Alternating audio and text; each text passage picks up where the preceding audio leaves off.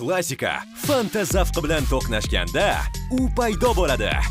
Mazzali, sermeva, yangi Fanta Duchess.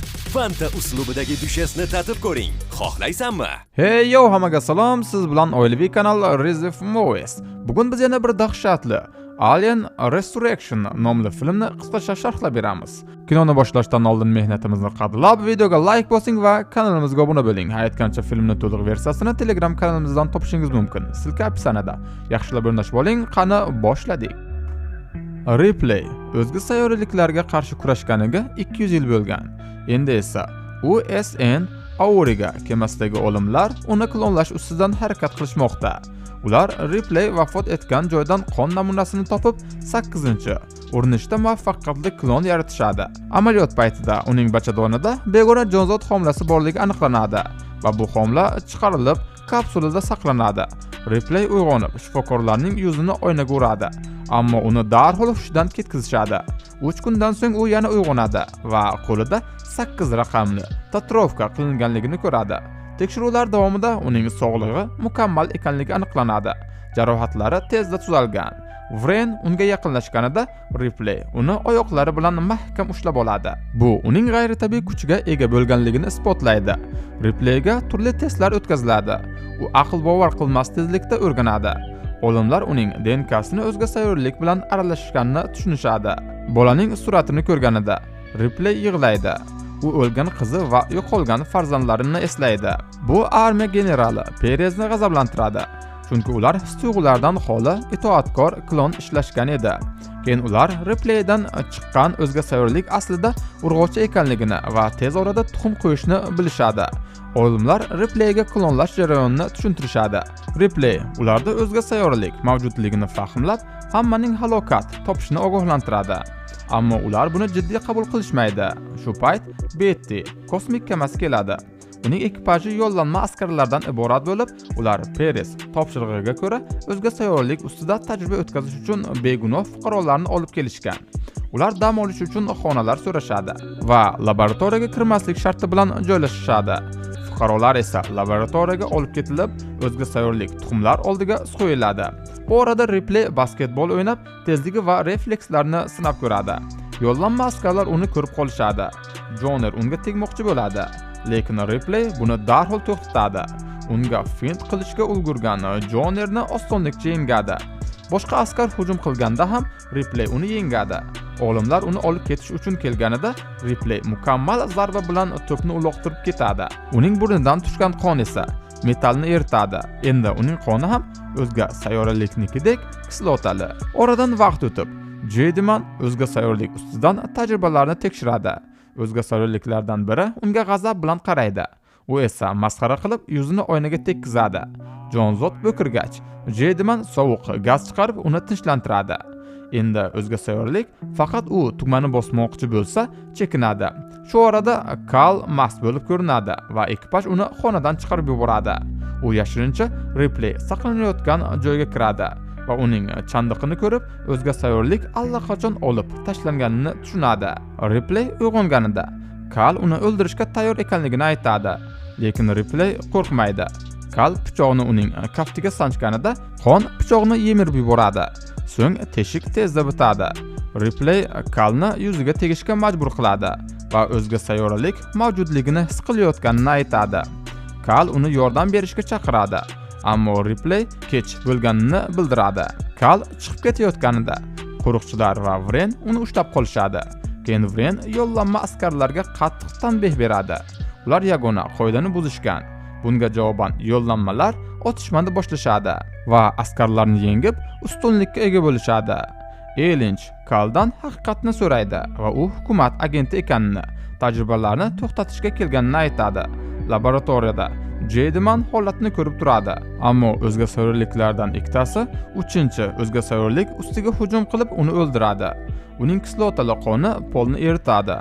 Ripley bu hodisani sezadi. Jediman gaz chiqarishga urinadi, lekin o'zga sayyorliklar teshikdan qochib ketishadi. U yaqinroq borganda o'zga sayyoralik uni tortib olib ketadi. Boshqa qo'riqchi teshikni tekshiradi, lekin o'zga sayyoralik tugmani bosib uni sovuq gaz bilan o'ldiradi. Stansiyada signal yangray boshlaydi. Yo'llanmalar qochish uchun yugurishadi. Askarlar ularga yetib boradi. Birinchi pod xavfsiz uchadi, ammo ikkinchisiga o'zga sayyoralik kirib ketadi va odamlarni o'ldiradi. Perez granatani podga otib portlatadi, lekin shu payt o'zga sayyoralik uni orqadan o'ldiradi. Vires boshqa xonada detal qidirayotganda o'zga sayyoralik paydo bo'ladi. U otib yuboradi, lekin kislotali qon qo'liga tushib og'riq beradi. O'zga sayyoralik Ripleyga yetib borishga urinadi, lekin Ripley o'z kuchi bilan panelni ochadi va qonni simlarga tekkizadi. Qisqa tutashuv hosil qilib, eshikni ochadi va qochadi. Yo'llanma askarlar qaytishayotganda Elga yerda qurolni oladi. U yerda xavf yo'qdek tuyuladi. Keyin o'zga sayyoralik panjaradan chiqib uni o'ldiradi. Qolganlar uning qichqirig'ini eshitib, kech bo'lganligini tushunishadi. O'zga sayyoralik hujum qilmoqchi bo'lganida Ripley yashirin joydan chiqib uni otadi. Vren nihoyat stansiyada 12 ta o'zga sayyoralik borligini tan oladi. Guruh Ripley bilan birlashishga qaror qiladi. Kal bunga qarshi bo'lsa ham, Ripley begonaning tilini yulib olib, Kalga esdalik sifatida beradi. Yo'lda ular Vires bilan qayta uchrashishadi. Ripley stansiya harakatlanayotganini sezadi. Vren bu avtomatik rejim ekanligini aytadi. Stansiya yerga qaytmoqda, ammo yer hozir xarobaga aylangan. Shuning uchun ular Betty kemasiga yetib olishlari kerak. Ular harakatda davom etishadi, lekin Ripley yo'lda boshqa laboratoriyani ko'rib to'xtaydi. Nega kino sharhlar, qo'rqinchli animatsiyalar va Arnoldning sarguzashtlari kam chiqayotganini bilmoqchimisiz? Bo'lmasa eshitib oling. Shirin olma ekan. O'zbekcha kontentlarga YouTube pul bermasdi. Shu sabab biz Amerikan kanallarni yurg'azib, bir videodan hattoki $500 gacha daromad olyapmiz. Eng zo'r tomoni, umringizni oxirigacha bu videolar sizga soqqa to'laydi. Mayda Amerikan kanallar sizga oyiga $300 dan $500 gacha daromad olib keladi, lekin 10 ta bo'lsa-chi, kalkulyatorga solib ko'ring. Buni siz ham qila olasiz. Nima kerak deysizmi? Oddiy telefon bo'lsa bas. Ingliz tilini esa bilish shart emas. Shunchaki bizning Telegram kanalimizga o'ting, tekin darslarni va YouTube'da kanal yurg'azib, soqqa bosishni o'rganing. Ichkariga kirgan Ripley dahshatli manzaraga duch keladi. Muvaffaqiyatsiz klonlar. 1 dan 6 gacha bo'lgan klonlar o'lik kapsulalarda saqlanmoqda, ammo 7-raqamli klon hali ham tirik. Ventilyator va trubkalar orqali yashayapti. U yordam so'rab iltijo qiladi. Shunda Ripley olovdan foydalanib uni o'ldiradi va butun laboratoriyani yoqib yuboradi. Kol buni ko'rib, Vrenni mushlaydi. Keyinroq guruh tajriba uchun olib kelingan odamlarni topadi. Dastlab ularning hammasi o'lik deb o'ylashadi. Ammo Purvis ismli erkak birdan baqirib uyg'onadi. U ulardan xavf yo'qligini ko'rgach, tinchlanadi. Biroq Ripley uning tanasida o'zga sayyoralik mavjudligini sezadi va uni olib ketishni istamaydi. Kol unga qarshi chiqadi va agar tezda qochsa, Purvisni muzlatib qo'yib, keyin operatsiya qilishlari mumkinligini aytadi. Guruh uni ham olib ketishga rozi bo'ladi. Ular Betty kemasiga yetib olish uchun harakatda davom etishadi.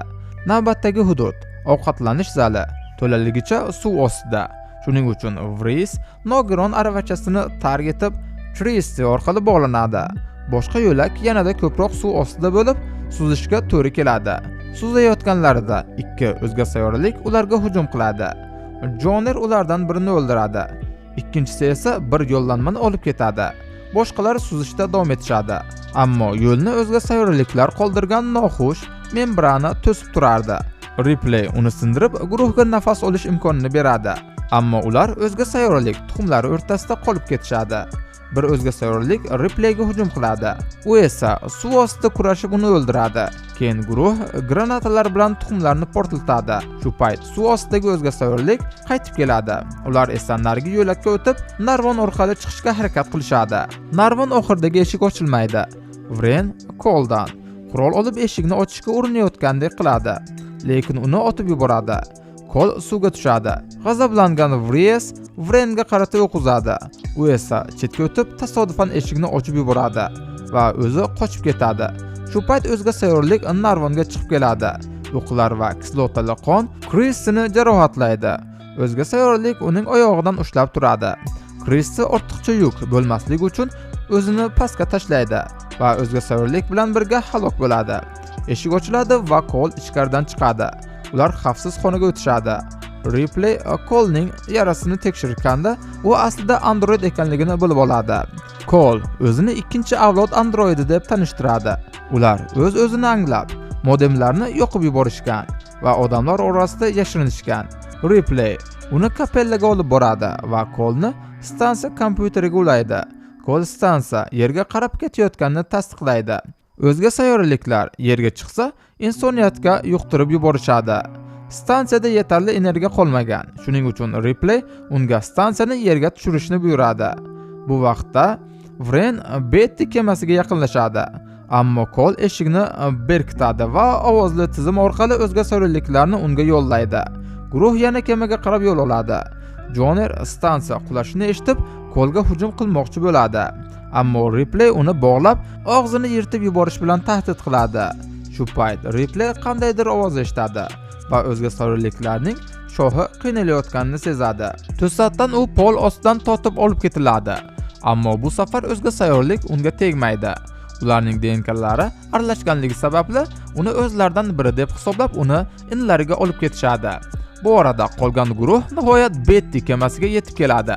Ammo to'satdan Wren Purvisni otadi.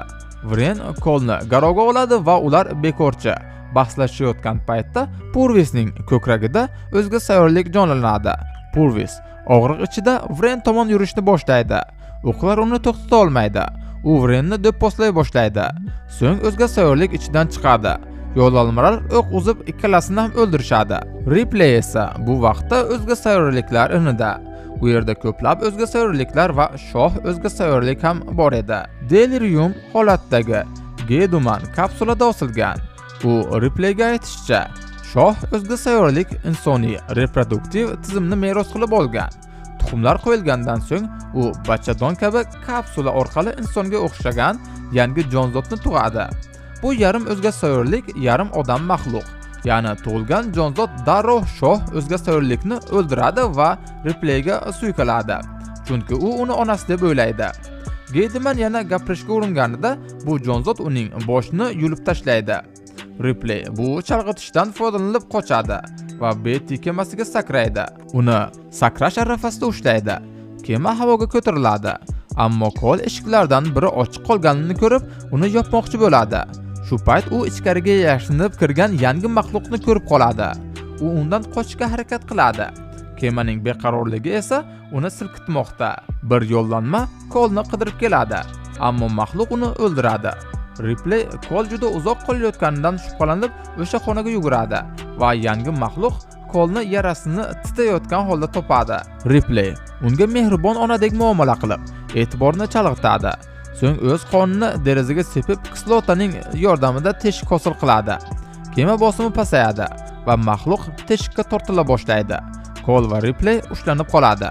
Ammo ularning ko'z o'ngida maxluqni asta-sekin ichaklari bilan birga tortilib, butunlay tashqariga chiqarib oladi. Shu bilan birga harbiy stansiya yerga qulab tushadi va portlab ketadi. Ichkaridagi barcha o'zga sayyoraliklar halok bo'ladi. Kemaning boshqaruvida bo'lgan Joner va Wires zo'rg'a uni yerga qo'ndirishadi. Issiqlik va silkinishlarga qaramay, kema salomat yetib keladi. Oxirida Ripley va Cole birga o'tirib xarobaga aylangan shaharga qarab jim turishadi. Endi nima qilish kerakligi haqida o'ylashadi va tamom. Bizda esa hozircha shular. Kino yoqqan bo'lsa like bosing, kanalimizga obuna bo'ling. Bundan-da qiziqarli kinolar sharhini o'tkazib yubormaslik uchun qo'ng'iroqchani faollashtiring. Xayr ko'rganda ko'rishguncha sog' salomat bo'ling.